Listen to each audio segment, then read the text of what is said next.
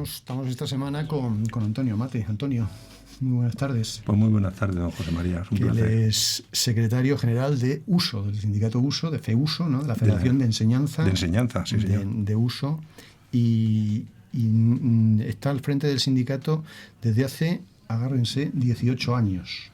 Le decía antes que cuando nació mi hijo pequeño, él ya era, que tiene 17 años, él ya era secretario general de USO. Sí, señor. Qué paciencia tienen conmigo, ¿eh? Que no aguantan todavía. Comentábamos antes fuera del micrófono que organizaste colaboraste en la organización de las manifestaciones contra la LOE. Sí, ahí me estrené yo a lo bestia, sí.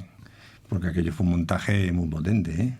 Y si te acuerdas, se sacamos a la calle casi 2 millones de personas, ¿eh? Aquello fue... O sea, has pegado muchos tiros, ¿eh? En esto de la educación. Sí, he visto muchas cosas, yo sí. Pero vienes del aula, ¿no? Me decías. Sí. Yo soy profesor. ¿De qué centro? Sí, del Colegio de las Carmelitas de Cáceres, soy extremeño. Muy bien. Y daba clase de historia, yo era cuentista oficial. Sí. Los profesores de historia, geografía, claro. También de lengua. Sí, fui profe de lo que entonces era la antigua EGB, si te acuerdas. Muy bien, claro. Tú fuiste profesor de EGB. Fui profesor de EGB, sí. Y a pesar de llevar 18 años, pues aún te aguantan, como dices, porque te han reelegido, ¿no? Para otros 4 años más. Sí, me han reelegido, lo han tenido a bien todos nuestros afiliados y, bueno, confiando también en un periodo que estamos haciendo ya de transición, porque hemos renovado una gran parte ya del secretariado y la organización pues también tiene un pulso ahora muy potente. Yo simplemente me permito aportar la experiencia. Bueno. Oye, dibújame el panorama... del sindical de la enseñanza privada concertada. Me decías antes, por ejemplo, que sois mayoritarios en enseñanza privada, ¿no? Sí, la privada. Bueno, tú sabes que en todo el sector de la enseñanza privada pues hay varios convenios que son muy potentes. El más potente es el de la enseñanza concertada, evidentemente, sobre todo por el número de trabajadores que hay en activo, ¿no? Que supera los 150.000. Debe estar por ahí ahora, ¿no? Y bueno, ahí tenemos una representación muy alta. En este momento somos la segunda fuerza sindical. En concertada. Sí, con bastante diferencia respecto al tercero. Luego somos los... Me decías antes con un 30 y tantos %. Sí, no llegaremos al 30, no llegamos al 30, pero que es un porcentaje muy relevante en un convenio colectivo. Entre vosotros y que lo hemos tenido hace poco al representante de FESIE, que es el sindicato mayoritario, me decías que podéis tener en torno al 70%. Sí, efectivamente, ¿no? Sí, algo más del 70%, sí. Bueno, están los demás convenios, está el de la enseñanza privada, son los colegios privados sin ningún nivel concertado. ¿Qué profesorado? ¿Cuántos profesores hay en privada? Estos son bastante menos. Estamos hablando de una población que estará en torno a 18.000 personas, 15, 18.000, 20.000 no llegará. Y luego tenemos los centros de educación infantil, que son los 0 a 3 años, que ha habido una movida, ya lo conoce. Importante. Ha habido una movida muy gorda. Tenemos también, por ejemplo, las universidades privadas, que son centros muy importantes, ¿no? Tenemos ahí 2 convenios, que son las universidades privadas, pura y dura, y luego las que vienen del concordato antiguo de la Iglesia, las sin ánimo de lucro, que tiene Escomillas, Navarra, La Ponte. Y ahí sois mayoritarios también. No estamos, es que ahí vamos bailando los números, pero estamos, sí, ahí. Muy bien. Oye, ¿qué os distingue de FESIE? Que tuvimos hace poco al responsable de FESIE sois, yo desde fuera, o sea, 2 sindicatos que estáis en el mismo nicho y con unas posiciones parecidas, pero algo os distinguirá. A ver, nosotros defendemos la libertad de enseñanza, nos parecemos porque sí defendemos la libertad de enseñanza, pero no somos 2 organizaciones similares. Es decir, los sindicatos, sabes que tienen 2 grandes bloques. Hay sindicatos que se llaman sindicatos de clase, ojo que esto es terminología marxista de los años 60, cuando empieza el sindicalismo en España, pero hoy en día, en el momento que estamos, en 2025, un sindicato de clase es un sindicato que agrupa a trabajadores de muchos sectores, múltiples sectores. Por ejemplo, nosotros estamos en la Unión Sindical Obrera, y la Unión Sindical Obrera pues tiene empleados públicos, tiene empleados de seguridad privada, tiene el sector servicios, que eso es un mastodonte, el sector de la industria, por ejemplo, los propios empleados públicos. Mientras que hay otro tipo de sindicatos que son los que se llaman sindicatos corporativos, que son o se reducen a un espacio más concreto y más limitado. Por ejemplo, si está en la enseñanza privada, pura y dura y nada más, son solamente en ese ámbito, ¿no? O, por ejemplo, nuestros compañeros de AMPE, que son lo mismo, pero en la enseñanza pública. En la enseñanza pública, exacto. O sea, que vosotros sois un sindicato de clase. Sí, sí, sí. Porque claro, se asocia sindicato de clase a sindicato de izquierdas. No, no es lo mismo. Pero se asocia, ¿verdad? En la opinión pública. Sí, se asocia parece... porque nosotros tendemos a simplificarlo todo de una forma muy tranquila y muy cómoda. Tú eres de derecha, tú eres de izquierda. Mira, nosotros no somos un sindicato de derecha ni somos un sindicato de izquierda. Porque nosotros somos de las pocas organizaciones que tenemos interés en la enseñanza pública. Tenemos una sectorial de pública, de toda la vida. Y tenemos una representación bastante notable en Cataluña, en la Comunidad Valenciana. Aquí en Madrid nos presentamos a las elecciones. Y nosotros defendemos a todos los trabajadores, con independencia del sector que haya. Porque tú sabes que la enseñanza, sobre todo la educación, lleva muchos años muy polarizada. Entonces, por un lado está la escuela pública. Y hay un discurso que dice que yo defiendo los intereses de la escuela pública. Y por tanto, de manera siempre excluyente, tú. Es decir, si yo defiendo la escuela pública, tengo que dejar fuera, o estos por lo menos no me interesan, ¿no? Porque tú sabes que ahora mismo lo que circula en la mentalidad dominante es el juego este de la suma cero. Esto de los mensajes subliminales que hay en la sociedad, ¿qué es la suma cero? Que siempre que alguien gana es porque otro pierde. Esa sensación de que esa dialéctica es lo que está imperando en la vida política y sindical. Entonces, evidentemente, si algo gana la pública es porque algo se detrae a la concertada, o al revés, lo cual no es cierto, es falso. Porque se pueden dar políticas que puedan beneficiar a todos y no necesariamente el beneficio de uno tiene que ser el perjuicio del de al lado. Eso somos nosotros. Nosotros no creemos en el juego de suma cero y defendemos a todos. ¿Sí? Para rematar esta primera parte hablando de eso, de sindicalismo, tenía yo curiosidad, ¿no? Pues oye, los liberados estáis regular vistos. Sí, claro. Vale. ¿Cómo arreglamos esta mala imagen del liberado sindical? Bueno, pues porque válgame Dios, pero al final el que llama la atención siempre en una gran pared blanca, que llama la atención? La mancha. Aunque sea la mancha del tamaño de 1 centímetro, de 1 pulgar. En este caso, pues es verdad que hay personas que están liberadas de los sindicatos y circula la idea de que son los jetas de la empresa o los que se han liberado para dejar el centro de trabajo y vivir como reyes, ¿no? Claro. Pero eso no es verdad.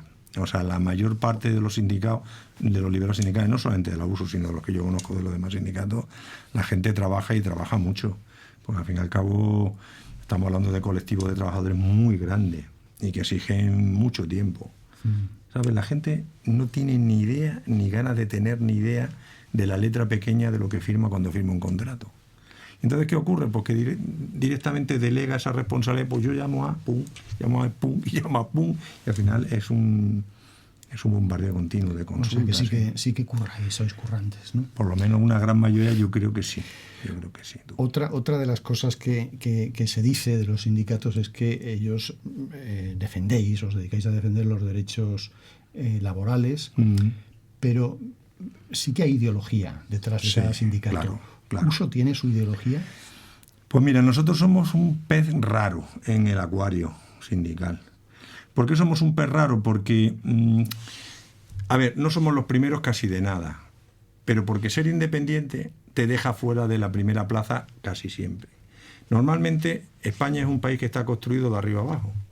Entonces, bueno, eso es mi percepción y yo vengo aquí como invitado tuyo y te digo, de arriba abajo, el papel que tienen los partidos políticos, que tienen las grandes corporaciones empresariales, los grandes sectores empresariales, es muy potente. Entonces, pues sabemos que hay sindicatos que siempre estuvieron cerca al principio del Partido Comunista o de Izquierda Unida, la vinculación clásica de la UGT con el PSOE, que tenían doble afiliación de toda la vida. Nosotros no lo hemos hecho nunca. Esa cierta independencia de esos poderes fácticos y reales, pues nos pone en una posición como más auténtica, pero más débil. Es muy difícil ser el primero sin ese aliento que te da la financiación y el apoyo de los que mandan. Lo que manda. Yo he hablado también de ideología en el sentido más de no solo los derechos laborales, sino de defender ideas, ¿no? Sí, una correcto. serie de ideas que quizá a lo mejor pueden trascender a lo que uno espera de un sindicato, ¿no? Que dice, usted pelee para que yo cobre más y trabaje menos. Por desgracia, sí. Por desgracia puede ser. Porque, por ejemplo, leía yo en el congreso que acabáis de celebrar, sí, que decías, la libertad es un bien muy frágil que hay que conquistar cada día. es fundamental defender la educación y los derechos de todos los trabajadores en el sector educativo. Es decir, ahí hablas de educación, hablas de libertad, que son ya principios más ideológicos, no hablas solamente de derechos laborales. No, claro. Bueno, es que a ver, vamos a ser claros. Si no existe la empresa, no existe el trabajo, no existen los trabajadores. Es decir, todo es una especie de conjunto. Nosotros no podemos, cuando nosotros hemos sido tan críticos con la LOE en el último periodo, y estuvimos liderando con otras organizaciones, pero en particular yo dirigí toda la campaña de Más Plurales, ¿no? Esta ley es porque realmente el nuevo rediseño que se hizo de las redes escolares era no solo innovador, desde nuestro punto de vista rompía el equilibrio que había en la Constitución, que creaba dos redes de centros, pero realmente complementarios, que eran los públicos y los centros concertados. Al darle esa prioridad prácticamente absoluta a los centros públicos y dejar los concertados como una red auxiliar, que simplemente recoge el alumnado que no pueda atender en este momento la pública, pero que si a futuro pudiera atenderlo, pues guay, porque eso haréis vosotros, y eso está ahí, pues eso no solo es ideológico, también es una cosa que tiene una trascendencia laboral enorme, que dependen muchos puestos de trabajo de determinadas decisiones políticas como esta, por ejemplo, ¿no? Yo no sé si es ideología, por ejemplo, que en una información que nos llegó recientemente, AMPE, fíjate, nuestros amigos de AMPE, Fuego Amigo, se podría decir, se posicionó en Aragón en contra de los conciertos de bachillerato. Sí, claro. Bueno, es un clásico. Bueno, no era clásico hasta ahora en AMPE, ¿verdad? Es que por desgracia hasta ahora no había atacado a la concertada y ahora parece que... El problema es que España, de verdad, como lleva sobre todo los últimos años construyendo sobre ese juego de suma cero. Y eso vende. Es decir, decirle a tu gente que lo que tú ganas es a costa de ti, eso provoca una reacción muy potente. Entonces, hablar mal de los conciertos te da voto en los colegios públicos, porque al fin y al cabo dices... Esa demagogia se lleva alimentando hace muchos años. Nosotros no lo hacemos. A mí me parece muy bien que nuestros compañeros de la pública consigan avances salariales, avances laborales, su reducción de jornada, lo que sea. Pero a mí lo que me escandaliza y me horroriza es siempre el mensaje excluyente tú. Lo mío siempre es en perjuicio de o porque alguien me lo está quitando. Y por desgracia, pues ellos han entrado en esa dinámica que no creo que sea general de la organización, pero bueno. No lo sé. Creo que tampoco. Yo creo que tampoco. Por alguna llamada que he hecho no lo creo. Sea. Pero, bueno, ya está. Habéis dado algunas batallas que realmente son heroicas, ¿no? Como por ejemplo la defensa de los grandes marginados de los claustros, que son los profesores de religión. Sí, sí. En la escuela pública, precisamente, que somos mayoritarios ahí. Por eso. Sí, los profesores de religión tienen un papel que nosotros creemos que es esencial para que se respete el artículo 27 de la Constitución, que marca que los padres tienen la potestad para que se pueda en la escuela dar la formación religiosa que consideren o la no formación religiosa, porque es voluntaria, y ha sido un colectivo muy maltratado históricamente. A lo mejor ahora se ponen de moda con esto de Rosalía, ¿no? Y que está ahora... Bueno, pues dicen que los jóvenes ahora vuelven la religiosidad. Pues si se ponen de moda, pues encantado de la vida. Pero bueno, es un sector que ha sido muy maltratado históricamente, ¿eh? Y además muy manipulado y bueno, está en unas condiciones que van mejorando, pero que son siempre difíciles, sí. Ahí hemos hecho un trabajo muy importante muchos años. ¿Os consta que sí, que no son, en los claustros están marginados un poco? Es que ahí tienes que ir centro a centro, porque depende mucho de las personas, ¿no? En general los profesores de religión pues tienen una aceptación notable, pero también hay casos en los que realmente los ven como un elemento extraño en los claustros, porque dicen, claro, el acceso que tenemos uno es vía una oposición, o gano la plaza, o simplemente, bueno, pues estoy de interino. Y estos aparecen porque lo nombra el delegado diocesano de enseñanza, ¿no? Claro. Pero no son cosas incompatibles, ojo, porque evidentemente ahí tenemos una asignatura que tiene una particularidad, que la eligen los padres de forma específica y especial. Hay que poner la X todos los años.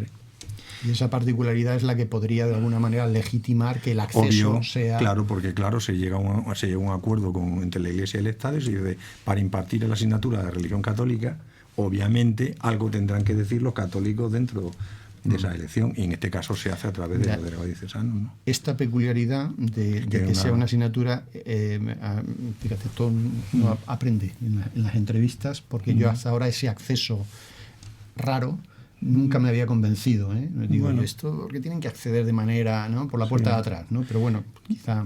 En este caso es por la puerta de adelante, pero entran de otra forma, porque también le puede ocurrir a la gente que enseña religión islámica o los propios judíos, que también tienen sus conciertos y sus acuerdos con el Estado, en donde tienen padres que lo eligen esa asignatura. Oye, vamos a hacer, si te parece, un checklist. Venga, tú dale caña. de las prioridades laborales. Ahora sí que vamos a centrarnos en lo laboral, ¿no? En la reivindicación a machete, ¿no? De la... A ver, homologación salarial. ¿Cómo estamos? Mal. ¿Mal? Bueno, mal mejor que antes, ¿no? Hemos mejorado. Sí, hombre, vamos mejorando, pero a un ritmo que no nos gusta en absoluto. Es que la homologación salarial tiene un engaño. Nosotros computamos o miramos siempre lo que gana una persona, ¿no? Pues yo gano 30, o yo gano 35, o yo gano 40. La cuestión importante para nosotros es cuánto tiempo hay que dedicar para ganar esos 30, 35, 40.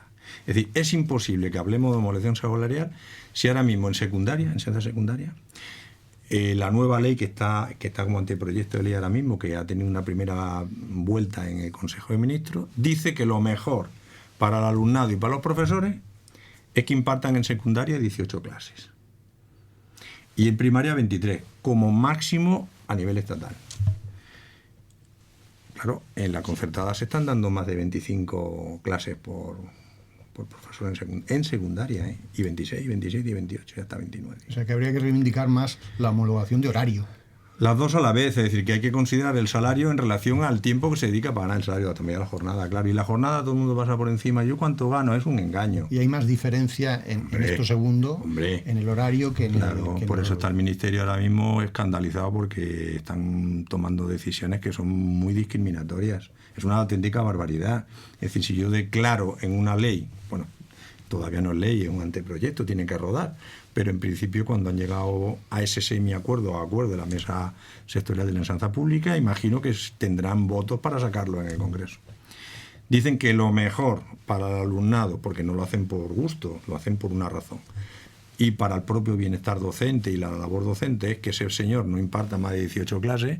No entiendo por qué en centros que también están sostenidos con fondos públicos, ¿no?, que los padres lo eligen porque son gratuitos y porque pertenecen a la red que da o presta el servicio público de la enseñanza.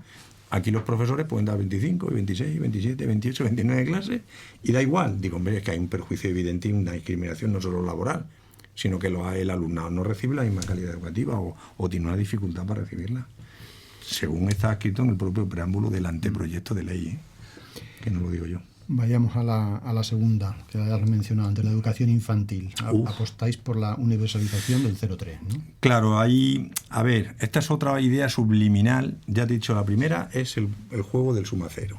Ese es maravilloso, ese da una rentabilidad a los golfos políticos y sindicales muy notable todavía, y le dará tiempo. El otro es que el dinero público hay que gastarlo exclusivamente en lo público. Cuando simplemente te va a la ley de contratos públicos en España, ¿y qué porcentaje del PIB mueve la ley de contratos públicos en España? Cada año estamos hablando, yo no sé si más de un 10%, es una cantidad astronómica. Es decir, el Estado continuamente lo que hace es que contrata servicios públicos, porque si no sería imposible la prestación del servicio público. Contrata servicios privados. Claro, servicios públicos, pero a empresas privadas, evidentemente, pero muchísimos sectores, no solo la discapacidad, la educación infantil, por ejemplo. Y entonces, claro, lo que llama la atención es esa cosa de que, bueno, solo para lo público, ¿verdad? Pero, por ejemplo, el 0 a 3 años es de interés general. Entonces nosotros lo que decimos es que nosotros pedimos que desde el 0 años hasta que terminan los chavales, la gente, su formación en el bachillerato, que sea gratuito.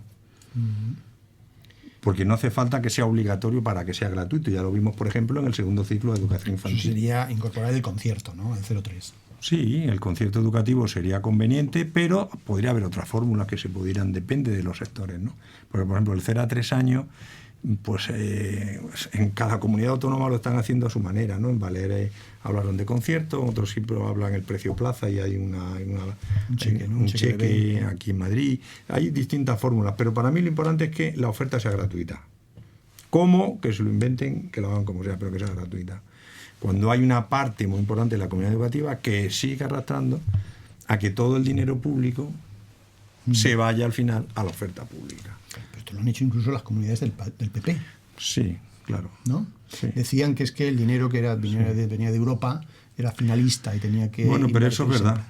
Eso Por es desgracia es verdad, porque nosotros tuvimos una reunión con la señora ministra, Pilar Alegría, y claro, parece ser que cuando se envía el expediente a Europa, parece ser que allí ponía que el destinatario de aquellos fondos que se pedían iba a ser los centros infantiles públicos. Parece ser. Yo no lo he leído, pero parece ser no. Es que luego el gasto solamente se está haciendo allí y se está devolviendo dinero. Porque si no lo pueden usar, que es lo que denunciaban, por ejemplo, la Comunidad de Andalucía, no se puede gastar, pues se devuelve. Es una cosa tremenda, porque en el fondo, si ya tienes escolarizado y tienes a los niños integrados en los centros, es más fácil subvencionar, pagar lo que existe, que crear lo que no existe. No, es que es una cosa... Pero a veces la ideología nos pierde. Esto es de ideología que viene de Europa, ¿no? Más bien, ¿no? Sí. Un planteamiento de... Sí, eso de que la realidad tiene que estar antes que la idea, no le entra en la cabeza a más de uno. Concertación del bachillerato. Pero yo totalmente a favor. Sí. Vamos, lo tenemos clarísimo. ¿Por qué no? Porque además, hoy en día, por ejemplo, una cosa que la gente tiene clara cuando matricula a sus hijos en un centro concertado, por ejemplo, es que quiere que haga toda la etapa educativa que pueda mientras tenga camino por delante, ¿no? Entonces no tiene sentido que se suspenda el concierto en el bachillerato, porque bueno, es una etapa posobligatoria, pero cada vez más hay más voces que van tendiendo a hablar de que hasta los 18 años hay que intentar que exista la posibilidad real de que la gente esté escolarizada y que sea gratuito, porque tienen que dejar su centro educativo para irse a otro o empezar a desembolsar dinero, ¿no? El consejero de Galicia, Román Ruiz, nos decía, él está haciendo campaña, que no es novedad, pero por elevar la escolarización obligatoria a los 18 años. Este sería un mecanismo, ¿no? Como ocurre ya en otros países de Europa, ¿no? Para que obligaría, por tanto, ya o facilitaría el camino a que se concertara esa etapa. Sí, puede ser, pero ya te he puesto el ejemplo de que también el 3-6 años está concertado y no es etapa obligatoria.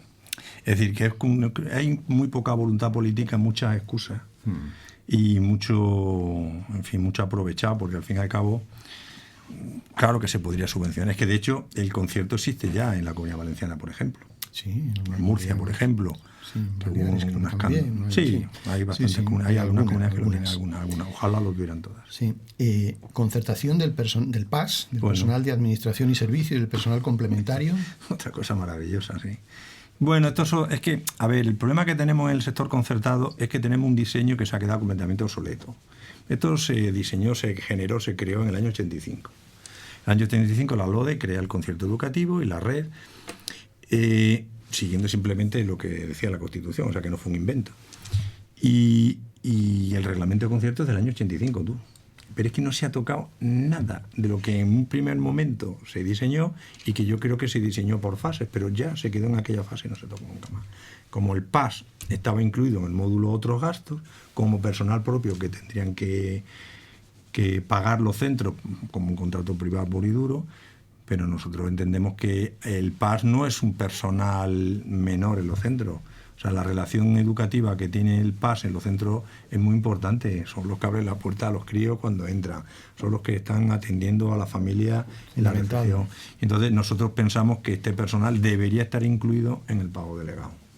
Para que esa fase, estamos en la concertada 1.0 y no somos capaces ni de dar el salto a la 1,1. Está todo bloqueado. ¿Con cargo a qué partida se...? Hombre, obviamente el artículo 117 de la LOE, que sigue la 11 del PP, la LOE del PSOE, eso no se ha tocado. Y mantiene el módulo A, que es el módulo que paga los salarios del personal docente, el módulo B, que es el que paga los gastos generales de los centros, y luego está el módulo C, que son los gastos variables, pues que incluyen el incremento salarial por unos trienios, las sustituciones y todo esto. Habría que pasarlo a... O sea, sale de ahí, de este último. Sí, ese último. Vale. Sí. Reducción de ratios. Claro, bueno, yo pues, decir esto, tú. Sí, pero yo a veces con esto de la reducción de ratios y la caída de la natalidad de cada vez menos alumnos parece un poco paradójico, ¿no? Porque dice, oye, ¿no será que lo que estáis es tratando de no perder unidades, ¿no? Esto es una estrategia más patronal que sindical. Bueno, a ver, que las patronales tienen sus intereses. Sí. Los sindicatos tenemos los nuestros, en algunos podemos confluir, en algunos muchos confluimos, ¿no? Es cierto que hay una caída de natalidad bastante significativa, eso es cierto. No generalizada, porque es verdad que en los grandes núcleos de población, pues la matrícula de los alumnos se ha resentido bastante menos, ¿vale? Pero nosotros entendemos desde hace mucho tiempo, no solamente ahora con la caída de natalidad, que no es lo mismo dar una atención a 25 alumnos que dársela a 20, o a 30 o a 35. Me has preguntado por mi colegio. Yo cuando entré en mi colegio tenía clases de 48 alumnos, 49. Que te ponía a hacer la lista y decía, claro, madre mía, me dan por un folio, me da por el otro y casi un segundo. Y es que llegaba a tener 49, que no me sabía los nombres de nadie. Digo, pues esto es una locura. Por eso que esa reivindicación hace 30 años quizá podría tener más sentido, que había masificación. Pero ahora mismo yo creo que la reducción de ratios, yo no sé si tiene... No me suena que haya mucha masificación en las aulas, ¿no? Y entre 20 y 25 años, según los estudios... Pero también es verdad que la cosa ha cambiado mucho de cuando yo empecé a dar clase ahora. Ahora mismo el profesor tiene una carga burocrática exagerada, ¿eh? Bueno, quizá también los alumnos, ¿no? Los niños de ahora no se parecen en nada de hace 30 años. Sí. Y luego también es verdad que la atención a la diversidad, la atención a alumnos con dificultades, que están... Bueno, nosotros no somos contrarios, al contrario, somos partidarios de la inclusión en la escuela, ¿vale? Es decir, no radical, pero es verdad que eso es un pensamiento que ha ido plasmándose a lo largo de los años, pero claro, eso implica mayor dificultad para gestionar un aula. Y no es lo mismo gestionar un aula con 40 personas, donde tengas allí de todo, ¿entiendes? A tener un aula más pequeña, porque realmente la sociedad hoy es más heterogénea que hace 30 años y mucho más que hace 40. Entonces, esa heterogeneidad exige, por tanto, un tiempo suplementario. Aparte que la propia ley se ha transformado en un auténtico avispero burocrático, ¿eh? Las famosas plataformas digitales. Es que hay personas que tienen que atender 2 plataformas a la vez. La oficial de su comunidad autónoma, la que contrata a su centro, porque le da la gana contratar la privada, y al final tú imaginas a un tío mandando un correo por esta plataforma, mandando un correo por el otro, recibiendo al padre por aquí, las notas por allí. Y es que solo son 20 alumnos, sí, pero dan más trabajo que 40 hace 20 años. Pero bastante más trabajo. ¿Cómo lo estamos complicando todo? Era más sencillo con 40 alumnos que ahora con 20. Sí. En las Carmelitas. No tiene nada que ver. Sí, no tiene nada que ver. O sea, nuestro papeleo realmente se reducía a preparar bien tus clases, a hacer lo que tiene que hacer un profesor, que es fijarse en su alumno, poderse fijar en los alumnos, que hoy en día todo está como industrializado. El maldito taylorismo de la fábrica se nos metió en la escuela, mucha gente. No, pero es que el proceso educativo entre un profesor y un alumno exige tiempo. Y sobre todo una cosa que se ha perdido, que es sosiego. Porque si no, no puedes fijarte en los detalles. Y los detalles, como decía en Reservoir Dogs, nuestro amigo Tarantino, son los que cuentan la historia. Y en educación los detalles marcan la diferencia, pero sin sosiego. ¿Te gusta más la escuela de entonces que la de ahora? Bueno, no, yo... Ten cuidado que nos van a acusar de melancolía. Sí, por eso. Eso cualquier tiempo pasado fue mejor, no lo creo. Sinceramente yo creo que el presente es el mejor momento que tenemos y hay que vivirlo. Pero está claro que todos tenemos que aportar lo que tenemos.